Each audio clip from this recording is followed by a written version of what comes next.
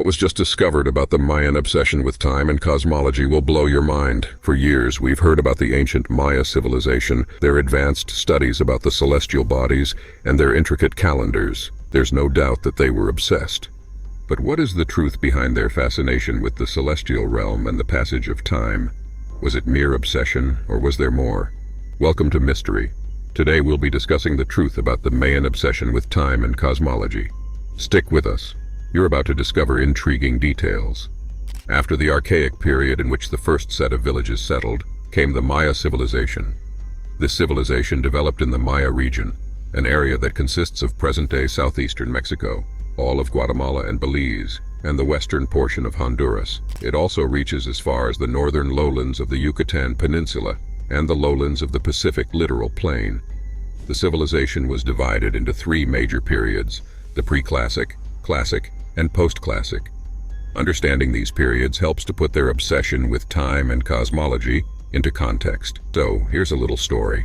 The pre-classic period, which lasted from 2000 BC to 250 AD, was the beginning of it all. This period saw the establishment of the first complex societies in the Maya region.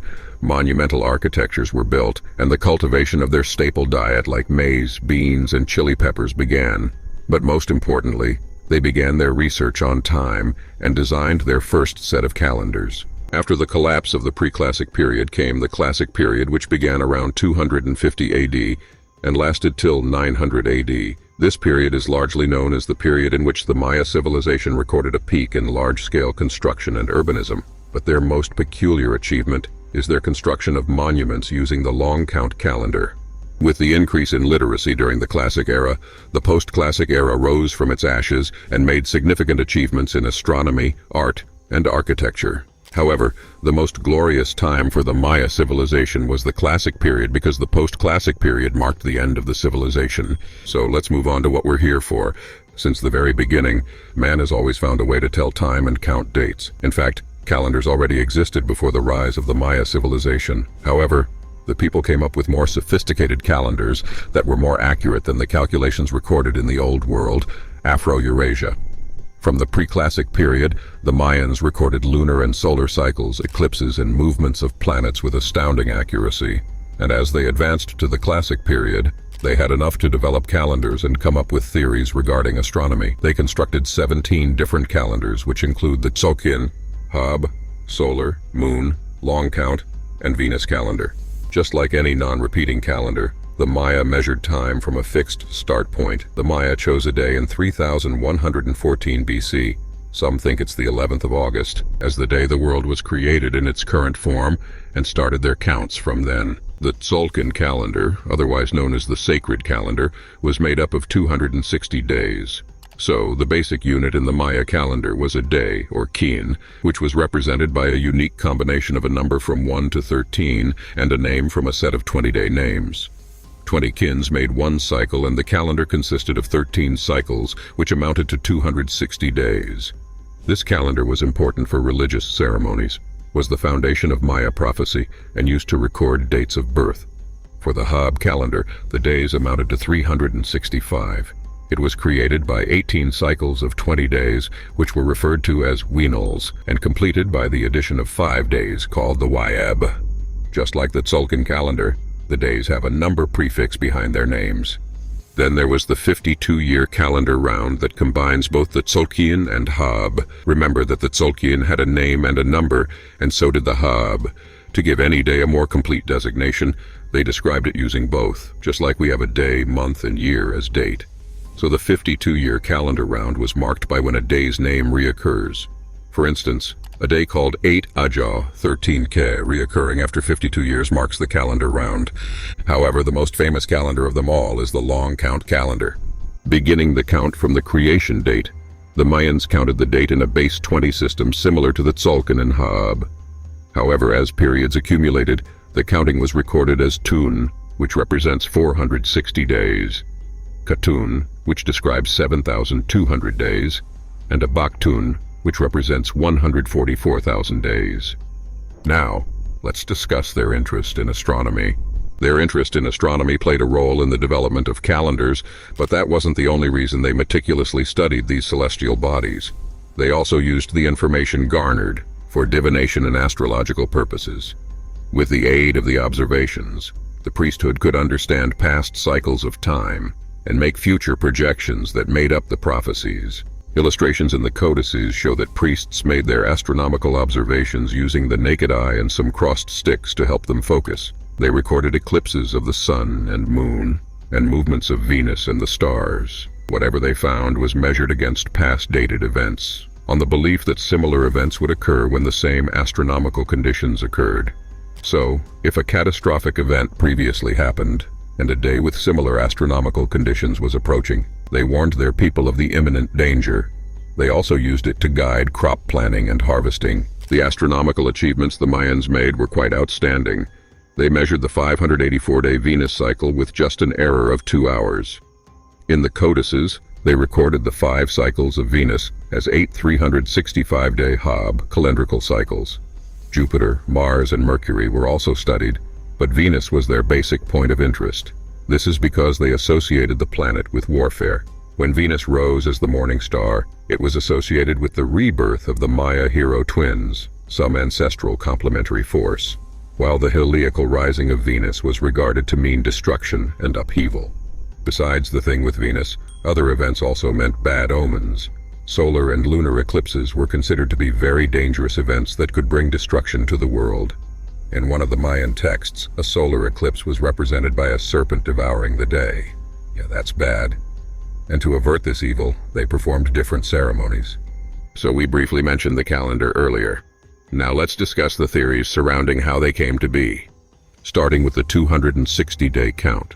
Although they are ancient, their origins have still been contested. Some scholars have proposed that the calendar has astronomical origins, stating that along the latitude of 14.8 degrees of the equator, the autumnal zenith passage of the sun occurs exactly 20 days after the vernal zenith passage of the sun. Given that the famous site of the pre-classical period, Izapa, sits on this latitude, a scholar hypothesized that the calendar originated from there. However, no 260-day count dates were recorded at the site, even though the place is filled with iconography. Another theory that most scholars agree with is that the 260-day count is biological. That is, it has to do with the period of human gestation. This theory is not far-fetched because there's a scholarly consensus that the calendar was used to name a child, and they regarded the first day a mother misses her menses as the day the child is first born, and when the child is birthed as the day the child touches the earth. On average, the period between these two moments is about 260 days. This theory also has a strong correlation with another theory which suggests that the study of time was made by the observation of the moon. The observation of the moon was quite important in those days because it corresponded with several things like women's menstrual cycle, tidal fluctuations for coastal communities, the study of rain, and the planting of agricultural produce. So it's only fair to believe that they designed calendars based on their observation. And just like the 260-day count calendar, the 365-day count calendar had ties with the lunar observations. However, the similarities might just end there because the latter was made up of 18 periods of 20 days each, which was followed by a period of 5 days. It also used moon ages to design a lunar series that ensured that no leap year was included in the classic period records of the calendar. Before that, the leap year was recorded as a tropical year, and it was also reflected in the 260-day count. For the long count calendar, its connection to astronomy could also be established. Some scholars have proposed that the 0 date was set to tally to a winter solstice on which the sun was aligned with a specific portion of the Milky Way. But this theory relies on the questionable possibility that someone observed and recorded that event on a date from the Archaic period, 2,000 years before any sort of writing technology existed. It also implies that the date was computed around the 1st century BCE using a standard computational solar model. That is highly unlikely. However, scholars have shared that the calendar has strong correlations with the moon, and there's evidence to show. This evidence is shown in the supplementary lunar series that are a part of the long count dates. These series, which are referred to individually as glyphs, are observationally based records of the moon age. For instance, glyphs D and E are a combination of a number and a verb, and the latter is used to indicate the arrival of a new moon. whatever number comes after the verb, counts the day since the arrival of the moon. The Mayans' intense study of astronomy and structuring calendars made people assume they were mainly obsessed with telling time, but in reality, it had to do with more. The Mayan life was ruled by religion, and in essence, their constant study of the celestial bodies was because they referred to them as their own gods. They believed they needed to study their movement, as it was a means the gods used to communicate. So, by taking records of their movement, they could predict what the gods needed, especially sacrifice, and could do the needful to keep the gods from perishing, because the death of the gods automatically meant the destruction of the world. As mentioned earlier, the study of time and cosmology also served social functions, like helping them record notable events like dates of birth, the right time for agricultural practices, and when to be conscious of one's actions. For instance, the Wayeb period of the 365-day count calendar is considered to be a dangerous time, when the barriers between the mortal and supernatural realms were open, which allowed malignant deities to cross over and interfere with human concerns. Intriguing, right? Civilizations before us have made notable discoveries that have, one way or the other, shaped our current way of life, and the Maya civilization is no doubt one of them. All right, friends. Make sure to hit that subscription button so you won't miss out on our future historical explorations. And most importantly, share your thoughts in the comments. Your opinions matter in this quest to unravel historical mysteries. Thank you for joining us today on Mystery, where the past unravels its secrets.